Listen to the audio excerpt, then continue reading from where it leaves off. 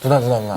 제가 저번 주에 수업했던 내용 계속 생각이 나더라고요. 아, 진짜? 어떤 부분이? 하나님 앞에서 나만 제대로 서 있으면 되는 줄 알았더니 그게 아니라 이타적으로 살아야겠다. 이런 생각이 들어요. 누군가에게 덕을 끼치고 그 누군가에게 기초가 되어주는 삶을 우리가 살아야 되는 게 참 쉽지 않은 것 같아요. 쉽지 않죠. 맞아요. 그렇지. 나도 이게 반장이잖아. 그래서 좀 겸손해야겠다라는 생각을 가져요. 나 때문에 누가 시험 들면 안 되지 않겠어? 그럼! 오빠 보고서는 그렇게 시험에 들 수가 있지. 그렇지. 제가 그렇게 시험에 들어요, 형. 왜? 몰라, 그렇게 마음이 어려워. 왜 그런지 모르겠어. 23,000명이 죽을 수 있어.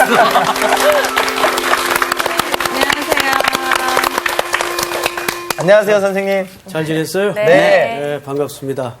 무슨 얘기들 하고 있었어요? 네. 상훈이 형 때문에 시험 든 이야기하고 있어요. 뭔 소리야. 나는 늘 수업마다 우리 상훈 학생. 네. 한 주간 어떻게 지내셨어요? 한 주간 그 말씀의 대색이며 그렇게 한번 살아봤습니다. 소같이 사셨네요. 되새기면서. 그래 보니까 어때요? 그래 보니까 확실히 좀 이렇게 성질도 덜 부리고 화도 덜 나고 좀 이렇게 겸손해지면서 제 마음이 누그러지는 것 같습니다. 근데 진짜 겸손해진 사람은 자기가 겸손해진 줄 모르고 이게 부작용이 있습니다. 너무 겸손해지다 보니까 졸려요. 우리 저기 상훈 학생은 평소 이렇게 혈기도 안 부리고 화도 잘 안 낼 것 같은데. 그럼요. 저는 절대 안 그렇습니다. 시험 든다. 말해! 자, 우리 지난 시간 복습 한번 해봅시다. 저기 정주은 학생부터. 네. 지난 시간에 생각나는 게 덕이라는 단어와 기초라는 단어가 참 생각이 나는 것 같아요. 진짜 이타적인 삶을 살면서 누군가에게 덕을 끼치고 그리스도인으로서 먼저 된 자로서 누군가에게 기초가 되는 삶을 우리가 살아주는 게 이제 먼저 되는 자가 쉬운 게 아니죠? 네. 맞습니다. 우리 정규 학생은 이번 주에도 또 나오셨네? 네. 꼭 듣고 싶어가지고요. 그래. 정말 듣고 싶었나 봐. 저는 지난주에 생각났던 게 우상숭배를 피하라고 말하면서 이제 비유로 성찬식 이야기를 했잖아요. 그래서 떡을 떼지 못했던 그 사람들에 대한 어떤 그런 마음에 그게 생각이 나더라고요. 우리 또 저도 비슷한데요. 성찬을 그냥 형식적으로 좀 하게 되잖아요. 막 교회에서 이제 하다 보니까. 근데 성찬할 때 이게 정말 같이 하는 우리 그리스도 안에서 다 같이 떡을 떼는 사람들이 다 한 몸이 이루기 때문에 사실 크리스찬이 되면 하나님과 나와의 그냥 1대1 관계만 생각하는 게 대부분인데 그게 아니라 그 주변에 이런 한 몸이 된 형제들을 조금 더 이렇게 다시 보게 되는 이런 계기가 좀 생기는 것 같아요. 아주 중요한 얘기였어요. 이제 우리가 성찬을 맞을 때 이제 현대교회에서도 성찬을 맞을 때 되게 하나님과 나와의 수직적인 관계만 생각을 보통 하죠. 지금 우리 수희 학생 말처럼. 근데 사실은 성찬이라는 말 속에는 또 그 예식이 갖는 의미 속에는 방금 그 내용이 굉장히 중요합니다. 그러니까 한 몸이라는 것. 그리스도 안에서 한 몸이라는 개념. 이게 사실 한국 교회가 참 약점이에요. 우리 개인 의식에도 이 부분이 굉장히 약점이고 중요한 얘기를 했어요. 우리 상훈 학생. 아까 이 앞에 세 사람이 얘기한 모든 게 다 간단하게 설명하자면 하나님 위에 누가 있을 수가 없습니다. 하나님이 제일 강하십니다. 뜬금없는 소리.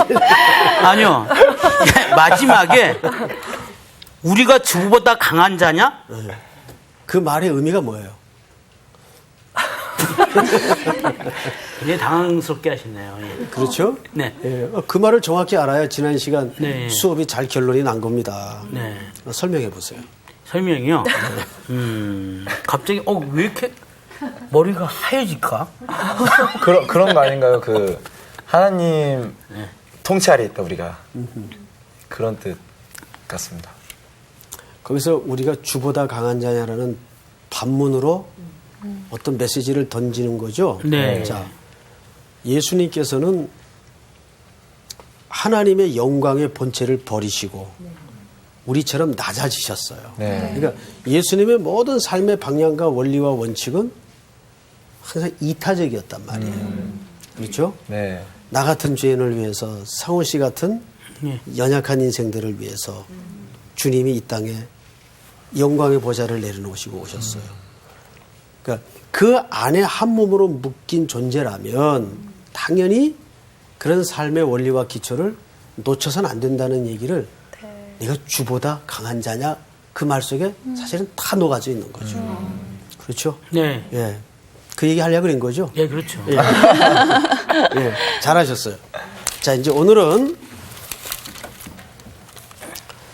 10장을 마치겠습니다. 오늘은 10장을 좀 총 정리를 하겠어요. 오늘 수업 고린도전서 21강 하나님의 영광을 위함이 무엇인가? 10장은 고린도전서 전체 속에서도 그렇고 성경책 전체 속에서도 그렇고 굉장히 중요한 현장입니다.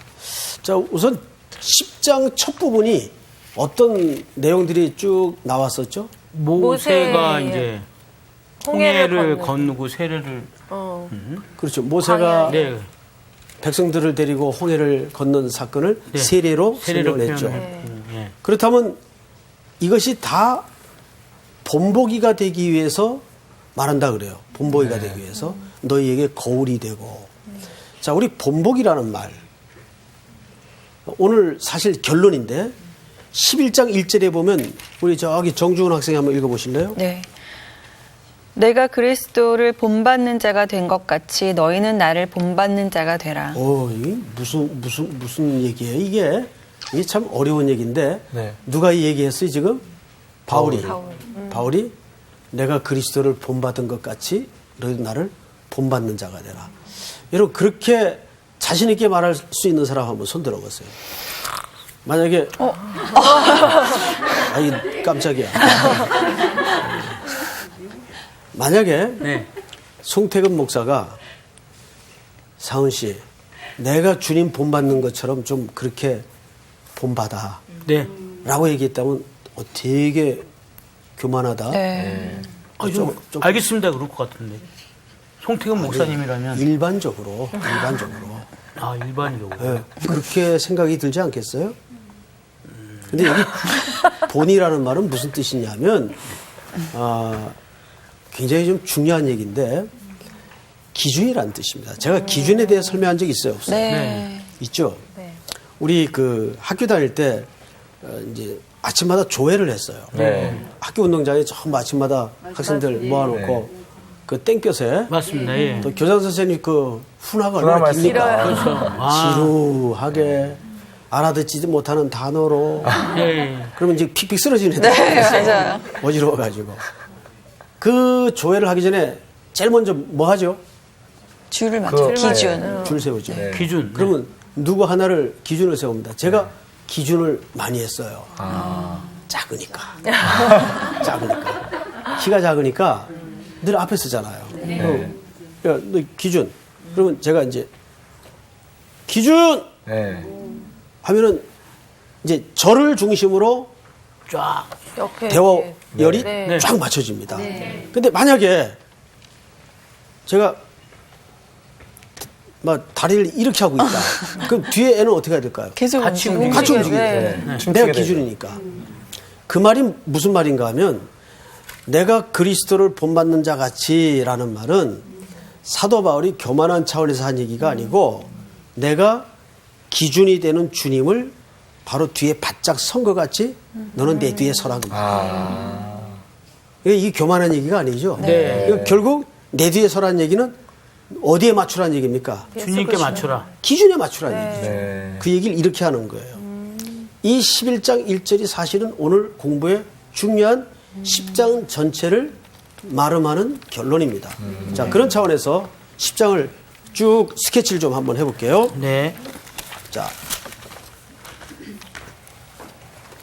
우선 이 10장의 주된 내용은 불신자에게 한 얘기입니까? 신자에게 한 얘기입니까? 신자에게. 그래서 모세가 이스라엘 백성들을 데리고 홍해를 건넌 사건을 제일 먼저 천명했죠? 네.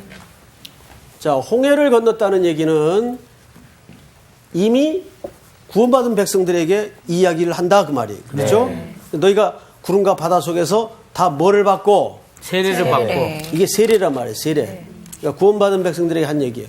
근데 구원받은 백성들에게 뭐가 계속 닥칩니까? 우상숭배. 시험이 닥치죠. 아, 시험이요. 시험이 닥쳐요. 그 신뢰로 처음에 우상숭배, 두 번째 음행, 세 번째 시험. 주를 시험하고 원망. 이 시험을 겪어내는 가운데 많이 죽어요. 네. 예를 들면 이렇게 된 거예요. 여기 수치가 나오죠. 네. 우상숭배하다가 예를 들어서 수천 명. 수천 명. 10,000명이 출애굽기를 했어. 10,000명이. 예? 네. 10,000명이 출애굽기를 했는데 우상숭배하다가 3,000명이 죽었어요. 그럼 몇 명 남아요? 7천 명. 7,000명. 7,000명 남아요. 이거 하나의 신뢰입니다. 네. 성경의 숫자가 이렇다는 얘기가 아니고 네. 이해하기 쉽게 숫자를 네. 조금 각색을 한 겁니다. 3,000명 남았죠. 7,000명 남았죠. 네. 7,000명 중에 또 음행하다가 몇 명이 죽냐 하면 5,000명이 죽어요. 5,000명. 그럼 몇 명 남아요? 2,000명이요. 2,000명 남아요. 시험하다가 또 1,000명이 죽어요. 그럼 몇 명 남아요? 1,000명. 1,000명 남아요. 원망하다가 몇 명이 죽냐면 500명? 999명이 죽어요. 그럼 몇 명 남아요? 한 명. 한 명은 누구여야 할까요? 나. 모세. 한 명은 누구여야 할까요? 지금 다 잘했어요. 자기여야 하죠. 그런데 이거는 숫자적인 하나를 말하는 게 아니고 우리 속에 구원받은 백성으로 광야길을 걷는데도 이런 시험이 계속 밀물듯 밀어 닥치면서 이런 내용들이 잘라져 나가야 된다는 말이에요. 그러니까 이거를 보통 우리가 기독교 전체 용어로 성화라 그러죠. 만들어지고 깎아지고 다듬어지는 과정을 뭐라 그래요? 성화. 성화라 그런단 말이에요. 무슨 말인지 알겠어요? 네. 이거를 이렇게 수치로 설명을 하는 겁니다. 자, 그러니까 우상숭배에 넘어져서 3,000명 죽고 이제 7,000명 남으면 그걸로 끝나는 게 아니라 또 시험이 와요. 네. 자꾸 잘라져 나가고. 그래서 이 한 명은 누구와 묶어지는 겁니까? 예수 그리스도. 그리스도 안에서 온전하게 되는 거죠. 네. 이렇게 불순물들이 뽑혀져 나가는 과정 속에서 그 중에 이 성화를 이제 더 구체적으로 설명한 게 지난 시간 공부였어요. 지난 시간에 우리 주로 한 공부가 뭐냐면 자, 성경을 좀 보십시다. 14절. 그런즉 내 사랑하는 자들아 우상 숭배하는 일을 피하라. 이 말은 신자들이 실질적으로 우상 숭배를 했다는 말이 아니죠. 네. 우상 숭배로 오해받을 수 있는 현장과 삶의 내용을 피하라. 피하라 그 말이에요. 네. 이 이유는 그 당시 고린도 도시가 갖는 문화 자체가 우상 숭배와 지혜. 떨어뜨려서 이해할 수가 없기 때문에 오해의 소지가 있단 말이에요. 네. 그래서 우리가 형식이 중요하다 그랬어요? 중요하지 않다 그랬어요? 중요하다고 했어요. 그러면서 무슨 얘기가 나왔는가 하면 성찬식 얘기가 나왔죠? 네. 네. 지난주 우리 정규 학생이 그랬죠? 성찬식에 대해서 아주 정확한 네. 답을 하셨는데 한번 다시 기억할 수 있겠어요? 십자가의 의미가 고난, 예, 고난의 십자가의 대속의 죽음. 또 두 네. 번째는 새롭게 되는 그렇죠. 그다음에 마지막 세 번째는 그리고 예수님과 한 몸. 그렇죠. 예. 굉장히 중요합니다. 그런데 중요한 것은 왜 뜬금없이 우상숭배를 피하라 하다가 성찬의 의미가 나왔을까? 왜? 그때 시대적 배경을 통해서 늦게 오시는 분들이 성찬에 같이 참여하지 못하고 네. 좀 이렇게 같은 장소에 같은 공동체인데도 불구하고 좀 이게 분리되는. 그러니까 그 성찬이 갖는 그 시대의 메시지는 뭐냐면 우리가 그리스도의 한 몸인 만큼 이기적으로 모든 것을 살지 말고 이타적으로 살아라는 말을 했죠. 네. 그런 차원에서 우리가 성찬은 아까 우리 조수희 학생이 얘기한 것처럼 수직적인 개념도 중요하지만 성찬을 통해서 우리가 그리스도 안에 한 몸이다 라는 생각을 복음의 그 공익성, 공공성을 중요하게 생각해야 된다. 이렇게 설명을 드렸어요. 자, 그런데 이제 오늘 이제 보십시다. 23절부터 33절까지 우리가 저기 정주은 학생부터 2절씩 좀 읽어주시겠어요? 모든 것이 가하나 모든 것이 유익한 것은 아니요 모든 것이 가하나 모든 것이 덕을 세우는 것은 아니니 누구든지 자기의 유익을 구하지 말고 남의 유익을 구하라. 무릇 시장에서 파는 것은 양심을 위하여 묻지 말고 먹으라. 이는 땅과 거기 충만한 것이 주의 것임이라. 불신자 중 누가 너희를 청할 때 너희가 가고자 하거든 너희 앞에 차려놓은 것이 무엇이든지 양심을 위하여 묻지 말고 먹으라. 누가 너희에게 이것이 재물이라 말하거든 알게 한 자와 그 양심을 위하여 먹지 말라. 내가 말한 양심은 너희의 것이 아니요 남의 것이니 어찌하여 내 자유가 남의 양심으로 말미암아 판단을 받으리요. 만일 내가 감사함으로 참여하면 어찌하여 내가 감사하는 것에 대하여 비방을 받으리요. 예, 31절은 다 같이 한번 읽을까요? 시작. 그런즉 너희가 먹든지 마시든지 무엇을 하든지 다 하나님의 영광을 위하여 하라. 네. 아멘. 자, 오늘 이 주제도 사실은 지난주 공부 시간에 연장선상에서 이해하시면 쉽습니다. 그래서 한 절 한 절 보십시다. 자, 모든 것이 가하죠. 그리고 모든 것이 유익한 것은 아니에요. 자, 이 이유를 우리 상훈 학생이 한번 간단하게 설명해 보세요. 모든 것이 가한데 모든 것이 유익한 건 아니다. 아주 미세한 차이가 있어요. 그러니까 우리가 유익하다고 생각하는 것들이 곧 그게 나에게 행복을 주는 것만은 아니라고 하죠. 돈은 필요하지만 돈은 꼭 필요하지만 그게 행복의 기준이 될 수는 없는 거죠. 뭐 그 말도 틀린 말 아니네요. 네, 맞아요. 근데 여기서 이제 질문한 것은 이런 거죠. 23절에 보면 모든 것이 가하나. 지난주 상훈 학생이 이런 얘기를 했어요. 내가 예수 믿는 성도로서 네. 우상재단에 바쳐졌던 고기 먹을 수 있다. 가하죠. 예. 그런데 그렇다고 해서 모든 게 유익한 건 아니죠. 그렇죠. 시험 당하면 안 되니까. 다른 그렇죠. 거죠. 예. 바로 그 말이에요. 모든 걸 할 수 있어요. 네. 그런데 모든 게 할 수 있는 게 유익한 건 아니다 그 말이에요. 네. 여기 유익이라는 단어가 등장을 했어요. 그런데 조수희 학생 그 다음 줄을 한번 읽어보세요. 24절. 누구든지 자기의 유익을 구하지 말고 남의 유익을 구하라. 그렇죠. 누구든지 자기 유익을 구하지 말고 누구의 유익을 구하랍니까? 남의 유익을 그걸 지난 시간 뭐라 그랬어요? 남의 유익을 구하는 걸 덕을 세우는 거. 덕이죠. 네. 덕의 정의가 뭐예요? 네, 남에게 기초를 기초가 되어 주는 거죠. 그렇죠. 네. 남에게 기초가 되어주는 거죠. 이게 굉장히 중요합니다. 네. 다시 이거 외우세요. 네. 그래서 덕이란 뭐냐? 남에게 기초가 기초가 되어주는 되어주는 거다. 것. 이게 참 두려운 네, 싸움이에요, 맞아요. 이 싸움은. 혹시 여러분들 가운데 나의 어떤 사소한 행동이 남에게 큰 유익이 되었던 경험이 있어요? 저는 뭐 큰 유익이 됐다고 그렇게 얘기하기 그렇지만 제가 이제 신랑이 안 믿는 사람인 상태에서 연애를 했잖아요. 오. 그래서 이제 예수님을 이제 믿기 시작하면서 교회를 태어나 처음 다녀보게 된 거예요. 네.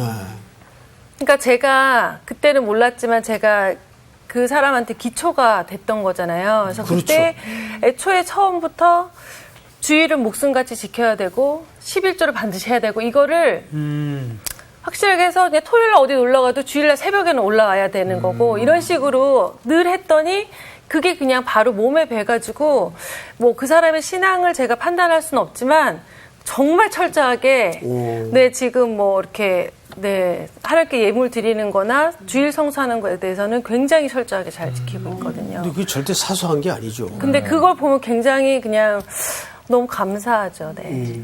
저는 그 얼마 전에 예. 그 신학생을 만났는데 예. 신학생이 저 때문에 그 신학교로 가게 됐다고 하더라고요. 그래서 왜 그러냐 그랬더니 자기가 중학교 때 제가 중고등부 수련회에서 노래를 했는데 끝나고 나서 사인을 받는데 저는 그때 당시에 그냥 재미로 주의 사랑을 그대 품 안에 그러니까 그대 품 안에 그러니까 사랑을 그대 품 안에라는 그 드라마 때문에 제가 그냥 장난으로 주의 사랑을 그대 품 안에 했는데 그 말이 얘한테는 훅 들어와서 그 다음부터 교회를 그 주님의 사랑을 열심히 그 차인표 나오는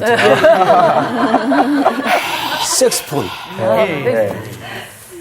이걸 근데 이런 게 있어요. 이제 상훈 씨 같은 경우에는 항상 평상시에도 이렇게 조크와 농담을 너무 잘하잖아요. 네. 뭐 신경질을 할 정도로 농담을 이게 뭐가 진짜인지 잘 모르겠어요. 어쨌든. 그런데 그 농담과 위트가 굉장히 본인이 행복해서 하는 농담이에요. 맞아. 뭐 그리스도 안에서. 네. 그러니까 그런 것들이 전달이 그런 돼야 사소한 조크로 나타나는데 네네네. 그게 생명을 풍성케 한단 말이에요. 그러니까요. 진짜 사소한 건데. 이거 사소한 게 아니죠. 예. 그 한 사람의 운명을 바꿨잖아요. 그럼요. 그렇죠? 그런 일이. 주의 사랑을 그대 품 안에. 아주 멋있네요. 예. 저도 계속 그 써. 드라마를 괜찮다. 아주 즐겁게 봤던 기억이 있습니다. 자, 조금 더 이제 들어가 보십시다. 25절을 보시면 이제 신뢰를 이제 쓰는 겁니다. 신뢰를. 무릇 시장에서 파는 것은 양심을 위하여 묻지 말고 먹으라. 자, 아까 이제 신뢰처럼 우리가 시장에 유통되는 것은 전부 어디에 바쳐졌던 고기죠? 재단. 우상재단에 네. 바쳐졌던 고기죠? 근데 그 고기는 먹을 수 있다, 없다? 있다. 있다. 먹을 수 있단 말이에요. 26절을 보시면 땅과 거기 충만한 것이 주의 것임이라 그랬죠? 네. 이게 무슨 뜻이에요? 이 말은 시편 24편을 열어보세요. 시편 24편. 저기 우리 정규 학생이 한번 읽어보세요. 땅과 거기에 충만한 것과 세계와 그 가운데에 사는 자들은 다 여호와의 것이로다. 네. 사도 바울이 인용한 게 여기서 인용한 거예요. 자, 근데 이 시편 24편은 1절은 특별히 언제 그 히브리인들이 그 낭송하는 시인지 아세요? 식사 기도 때. 식사 기도 때 한번 지금 자 식사 시간입니다. 그리고 이제 그 본문을 다 읽습니다. 지금 식사 전에 다 이제 기도하면서 기도문을 읽어요. 자, 시작. 땅과 거기에 충만한 것과 세계와 그 가운데에 사는 자들은 다 여호와의 것이로다. 그럼 보세요. 내가 지금 먹을 이 음식이 누구 거예요? 여호와의 것. 그러면 우선 하나님께 음식 주신 거 감사하고 네. 그러면 동시에 이게 내 게 아니죠. 네. 그러면 어디로 생각이 확대돼야 될까요? 나눠야죠. 네. 옆에 사람. 나눠야죠. 네. 다 주의 것인데 이 음식의 혜택을 받지 못하는 더 많은 사람들이 있단 말이죠. 네. 이제 오늘 이제 새벽 기도를 인도하면서 그런 말씀을 드렸어요. 자, 우리가 식사 기도하죠. 네. 식사 기도를 해요. 우리 상훈 씨 식사 기도할 때 주로 어떤 내용이 담아집니까? 저는 노래를 합니다. 노래도 좋죠. 우리 날마다 우리에게 양식. 왜 웃어요? 아니, 밥을 여러 번 먹었는데 하는 거 못 봤거든요. 사람이 주로 있을 때는 날마다 우리에게 양식을 주시고. 양식을 주시고 그다음에 뭐죠? 은혜로우신 하나님 참 감사합니다. 감사합니다. 네. 저도 그 노래를 많이 불렀죠. 자, 그러면 이제 앞에 음식이 있어요. 그럼 이 음식은 우리 몸에 들어가 우리 육체의 힘을 지탱해 주죠. 네. 그래서 우리가 식사 때 기도를 하는 것은 음식이 우리 몸에 들어가 사람 몸이라는 것은 외부에서 들어오는 음식만큼 힘을 써요. 네. 며칠 굶어보세요. 힘 못 쓰죠? 네. 그러니까 음식이 갖는 기능이에요. 네. 그렇듯이 우리에게 누가 양식이 돼야 될까요? 예수 그리스도. 그리스도가 양식이 돼야 돼요. 네. 그래서 예수님이 자기 자신을 가리켜서 요한복음 6장에 나는 하늘에서 내려온 떡. 무슨 떡? 생명의 생명의 떡이란 말. 그러니까 우리가 식사 기도를 할 땐 단순히 음식 주셔서 감사합니다만 머물러서는 안 돼요. 네. 누가 거기에 확대가 돼야 돼요? 생명의 떡. 주님이 그렇게 내 인생에 양식이 되어 주시옵소서. 그러니까 구원은 십자가에 달려 죽으실 때만 구원이 이루어지는 게 아니고 구원은 매일매일 일어나야 돼요. 그렇죠? 네. 그러니까 그 말은 매일매일 예수님으로 양식 삼는, 그러니까 여러분들이 사는 힘은 예수님이 양식이 돼야 돼요. 네. 그래서 날마다 그 주기도문 속에 보면 일용할 양식을 주옵시고 그 일용할 양식이 사실은 먹는 떡도 포함이 되지만 더 중요한 본질은 주님을 얘기하는 거예요. 거기 일용할 양식은 원래 히브리 말에는 내일, 오늘, 미래 이 구분이 없어요. 그 말은 내일의 양식이란 말이에요. 오늘의 양식이 아니고. 만나죠. 구약에 내일의 양식이 언제 내립니까? 만나. 내일은 안식일 전에 내리죠. 그죠? 네. 안식일 전에 안식일 양까지 내리죠. 네. 안식일 떡까지 내리는 그 양식을 내일의 양식이라 그래요. 네. 그 안식일의 주인은 누굽니까? 주님 아니에요. 네. 그래서 그 구약의 안식일은 그리스도가 주제신데 그게 내일의 양식이에요. 그러니까 우리가 땅과 거기 충만한 것이 다 주의 것입니다라는 이 식사 기도를 할 때는 항상 그렇게 좀 포괄적으로 사고를 넓혀서 확대해야 돼요. 자, 그런데 오늘 본문으로 가서 26절을 보십시다. 이는 땅과 거기 충만한 것이 다 주의 것임이라. 그러니까 뭐 우상재단에 뭐 어떤 제물이 드려졌던 간에 그게 다 누구 것이란 얘기예요. 주의 것은 주의 자녀들이 먹을 수 있습니까? 없습니까? 있죠. 당연히 있죠. 네. 그래서 이 본문은 주의 창조물들이니까 당연히 주의 자녀들이 취할 수 있다는 얘기를 하는 겁니다. 네. 그런데 27절 저기 우리 주은 학생 한번 읽어보세요. 네. 불신자 중 누가 너희를 청할 때 너희가 가고자 하거든 너희 앞에 차려놓은 것은 무엇이든지 양심을 위하여 묻지 말고 먹으라. 자, 잘 보세요. 이제 옆집에 아주 골수분자 그 무당집이 있어요. 근데 이제 이웃집이라고 네. 무당 이렇게 해고 나서 뭐 온갖 저 제사 음식 같은 걸 차려놓고 네. 아이 정권사님 정권사님 우리 집에 음식이 좀 있는데 마침 점심때인데 안 먹었으면 같이 하자고.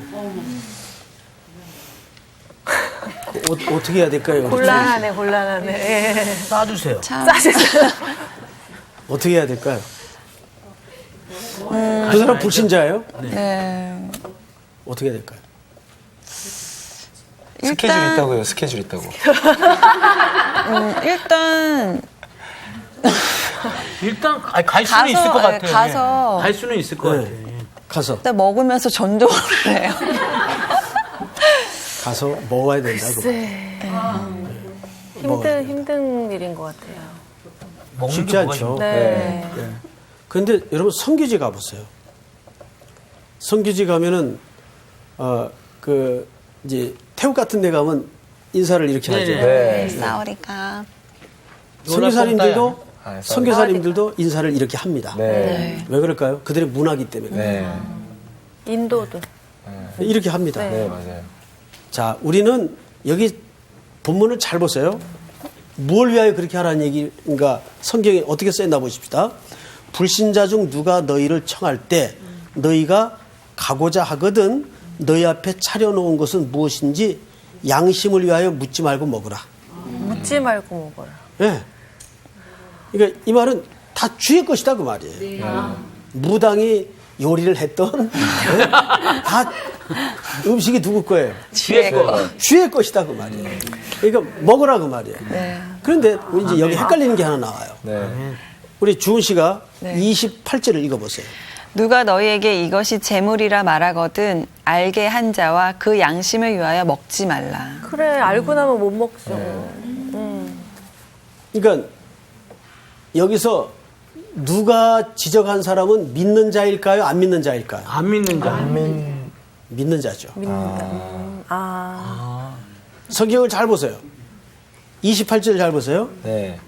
누가 너희에게 이것이 재물이라 말하거든 알게 한 자와 그 양심을 위하여. 이 양심은 남의 양심이죠. 네. 남의 양심을 위하여 먹지 말. 먹지 말라. 그러니까 먹으란 얘기인지 먹지 말란 얘기인지 헷갈리죠? 네. 근데 여기 기준은 내 양심이에요? 남의 양심이에요? 남의 양심. 남의 양심. 항상. 그러니까 10장 전체가 일관되게 지난 시간부터 타인을. 덕에 대해서 설명을 하는 이유가 네. 그거예요. 덕의 가장 정확한 개념은 남에게 기초가 되는 삶. 네. 그러니까 이런 지혜로운 분별력이 사실은 쉽지가 않은 거예요. 그런데 간단하게 이해하는 방법이 하나 있어요. 이것이 생명을 살리는 일인가 아닌가만 기준할 때 답은 정확해져요. 아까 우리 정주은 씨는 그렇게 초대받았을 때 가서 기도하고 음식 먹으면서 전도한다고 그랬죠. 네, 그거예요, 바로. 이게 그냥 툭 던진 말 같지만 이제 우리 주은 씨 의식에 그 깔려있는 이제 신앙이죠. 아주 좋은 관점이란 말이에요. 물론 불편하겠지. 근데 목사님, 만약에 초대한 사람과 아까 방금 이렇게 얘기하는 사람이 둘이 같이 있어요. 그럼 이때 먹어야 되나요, 말아야 되나요? 이걸 먹으면 안 먹으면 이 사람한테 시험 드는 거고 먹으면 이 사람한테 시험 드는 그걸 다시 한번 물어볼게요. 상훈 씨 같으면 어떻게 하겠어요? 상훈 씨 같으면. 제가 물어보지 않습니다. 물어보신데. 상훈 씨 같으면 어떻게 했어요? 그럼 내가 그 비슷한 질문을 하나 할게요. 네. 하나님은 전지전능하시죠. 네네. 못하실 게 없죠. 그러면 하나님이 들 수 없는 물건을 만들 수 있을까요? 없을까요? 이게 똑같은 질문이에요. 하나님은 전지전능해요. 네. 근데 하나님이 들 수 없는 물건을 만들 수 있어요? 없어요? 만들 수? 수는 있죠. 그럼 하나님이 못 드는데? 아, 하나님이 못 드는. 네. 아, 예.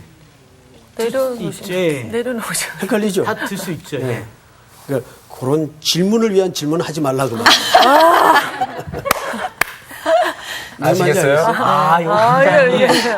내 질문이 문제구나. 나 진짜 궁금해서 물어봤는데. 예, 뭐 그런 경우가 발생을 글쎄 할 수도 있겠네요, 그죠? 예, 난 그 생각은 안 해봤는데, 네. 예, 그럴 때는 이거 되게 우선 힘든 거. 생명을 살리는 쪽으로 판단을 하세요. 그리고 이 사람은 나중에 설명할 수 있거든요. 그렇죠? 저도 저희 앞집 아주머니께서 진짜 맨날 제사 되게 자주 그런 집 지내시거든요. 많죠. 그래서 저한테 제사 지내갖고 음식이 너무 많다고 맨날 갖다 주세요. 앞에 교회 문패가 붙여놨는데도 불구하고 되게 따끈따끈하다고 갖다 주시고 막 전도하시려는 이러더니 모양인데? 그러시는데 얼마 전에는 또 말을 덧붙이시더라고요. 이거 상에 안 올라가는 거니까 그냥 먹어도 돼 이렇게 얘기를 하시더라고요. 네. 그분은 그래도 배려가 있는 분이에요. 네, 그렇게. 근데 만약에 그분이 이거 상에 올라갔던 건데 괜찮아요. 그래도 먹어야죠. 그 뭐 같이 안 먹으니까 제가 뭐 어떻게 하는지는 모르시겠죠. 네, 상관없이. 네. 왜냐하면 음식 자체는 네. 선악이 아니니까. 그거는 하나님이 허락하시고 주신 거니까. 근데 기도하고. 마음이 불편한 거는 어떻게 해요? 그래도 그럼 먹지 먹어야 말아야죠. 되나요? 마음이 불편하면은. 이게 마음이 불편한 건 문제예요. 네. 만약에 내가 아직 그런 자유가 없어서 이거 마음이 불편하다. 네. 그럼 안 먹어야죠. 네. 안 먹는 것도 자유하는 거예요. 네. 사실은. 그러니까 우리가 이 세상에 살아가면서 그럴 경우가 참 많아요. 네. 예. 그럴 때 우리가 이제 방금 제가 말씀드린 대로 이것이 생명을 살리는 쪽이 기초하냐 아니냐로 판단할 때 답은 선명해집니다. 사실은. 결국 덕이죠. 네. 예. 자, 또 볼까요? 30절, 29절 한번 같이 읽어보십시다. 전체가 시작. 내가 말한 양심은 너희의 것이 아니요 남의 것이니 어찌하여 내 자유가 남의 양심으로 말미암아 판단을 받으리요. 그렇죠. 항상 우리가 생각하는 양심은 내 양심 기준으로 분별을 해서는 안 되고 남의 양심을 기준으로 분별을 해야 된다고 말해요. 그 자가 신자이든 불신자이든 똑같아요. 그러니까 이타적인 기준, 원칙을 갖고 있어야 된다는 거죠. 자, 이러한 것을 예수님이 철저하게 사실 일상을 통해 드러나셨어요. 예수님도 모든 그 행동을 가만히 연구해 보면 항상 기준이 남의 양심이었어요. 자, 예를 들어서 우리 마가복음 한 8장을 열어볼까요? 마가복음 8장.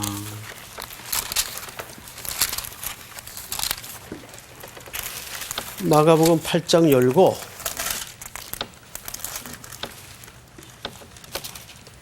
자, 찾으셨습니까? 네. 네. 22절을 보세요. 22절을 우리 수희 학생이 한번 읽어보시겠어요? 쭉. 벳세다의 이름에 사람들이 맹인 한 사람을 데리고 예수께 나와 손 대시기를 구하거늘 예수께서 맹인의 손을 붙잡으시고 마을 밖으로 데리고 나가사 눈에 침을 뱉으시며 그에게 안수하시고 무엇이 보이느냐 물으시니 쳐다보며 이르되 사람들이 보이나이다. 나무 같은 것들이 걸어가는 것을 보나이다 하거늘 이에 그 눈에 다시 안수하심에 그가 주목하여 보더니 나아서 모든 것을 밝히 보는지라. 예수께서 그 사람을 집으로 보내시며 이르시되 마을에는 들어가지 말라 하시니라. 네. 이게 아주 유명한 사건이죠. 네. 자, 예수님은 이 외에도 그 병을 고친 경우가 참 많아요. 네. 근데 재미있는 공통점이 하나 있어요. 한 번도 일관되지 않았다는 겁니다. 다 다양한 방법을 썼어요. 네. 어떤 분은 만져서 고치고 어떤 분은 그냥 명령해서 고치고 이 맹인은 침 뱉어서 고치시고 여기 침 뱉다는 말은 사실 그 우리가 이제 성경에 보면 말 못하고 못 듣고 못 보는 경우는 저주의 상태를 얘기합니다. 인간이 타락해서 저주의 상태를 얘기하는 거예요. 그러니까 침을 뱉었다는 말은 무슨 뜻인가 하면 그 저주의 상태를 꾸짖는 거예요. 성경에 침 뱉는 행위는 모독이죠. 네. 그리고 창피를 주는 거죠. 네. 그러니까 예수님도 마가복음 15장, 14장에서 사람들이 침뱉음을 당했어요. 네. 그러니까 그것을 예수님이 다 뒤집어 쓰고 십자가에 죽으시는 거예요. 그런 저주의 상태를. 그러니까 우리가 보지 못하는 상태는 또 말 못하고 듣지 못하는 상태는 영적인 의미에서 타락한 아담의 증상들이에요. 네. 그거를 꾸짖는 태도를 얘기합니다. 네. 자, 그런데 이런 현장뿐만 아니라 이상하게 다양한 방법으로 고치세요. 그 사람의 상태, 문화적 배경, 그 사람의 신체 부위, 어디에 병이 걸렸는지 다 틀려요. 네. 그거 왜 그러실까요?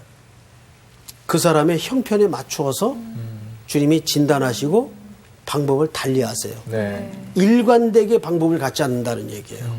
그 말은 예수님 중심일까요? 그 상대 중심일까요? 상대 중심으로 십자가에 죽으신 사건 자체가 바로 이타적인 기준을 적용하신 거죠. 네. 이것이 10장 전체가 갖는 중요한 메시지입니다. 근데 여기서 보시면 이렇게 돼 있어요. 23절을 보세요. 그 맹인을 손을 붙잡으시고 마을 밖으로 데려나가십니다. 네. 왜 마을 밖으로 데려나가셨을까요?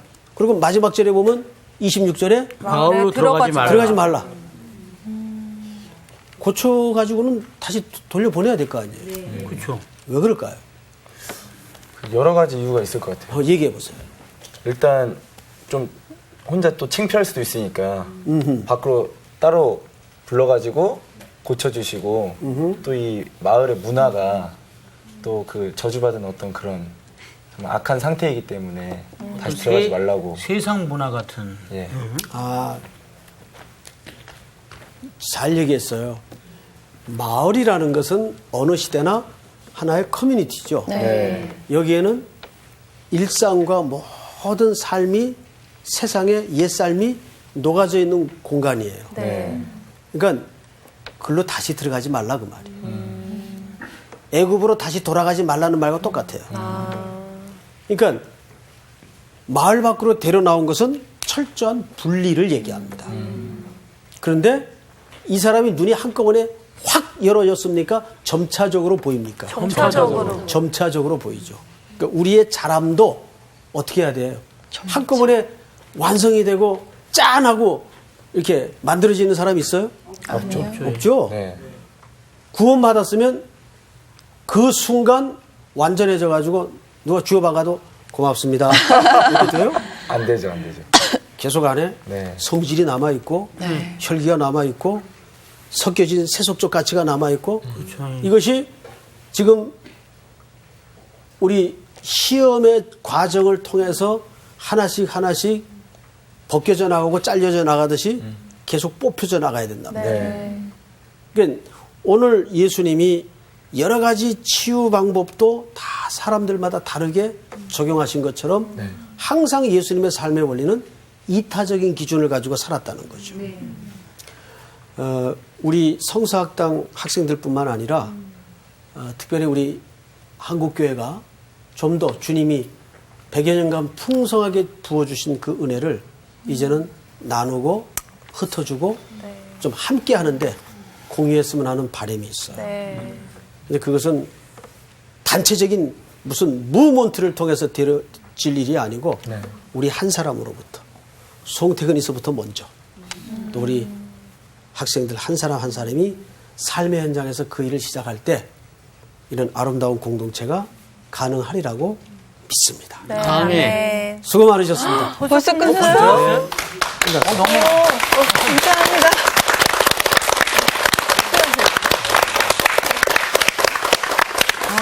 진짜 이타적인 삶을 산다는 게 정말 어려운 것 같아요. 또 특히나 지금 같은 세상에서. 그렇죠. 요즘에 또 이제 그 개인의 개성 뭐 그런 것들도 중요시하기 때문에 본인을 더 생각하는 또 그런 시대니까 저는 참 이 말씀이 항상 그 모티브로 삼고 있는 말씀인데 30절, 31절 말씀. 나도. 네, 하나님의 영광을 위해서 살아라. 무엇을 먹든지. 네. 그러니까 우리의 진짜 사소한 것들 하나가 이번 주 퀴즈입니다. 무화과 나무가 뿌리채 마른 것을 보고 이것에 대해 예수님께 물어본 제자는 누구였나요? 1번 요한, 2번 야고보, 3번 베드로. 정답을 아시는 분은 CBS 성서학당 홈페이지에 정답을 올려주시거나 우편으로 보내주시면 됩니다. 보내실 곳은 서울특별시 양천구 목동 서로 159의 1번지 CBS 성서학당 담당자 앞입니다. 연락처를 꼭 남겨주세요. 선정되신 분들에게는 대한성서공회에서 성경, 송태근 선생님의 내가 어디 있느냐, 하나님이 꿈꾸는 교회, 김기석 선생님의 오래된 새 길, 신우인 선생님의 땅과 하늘의 갈림길에서, 구미정 선생님의 두 글자로 신학하기 가운데 하나를 드립니다.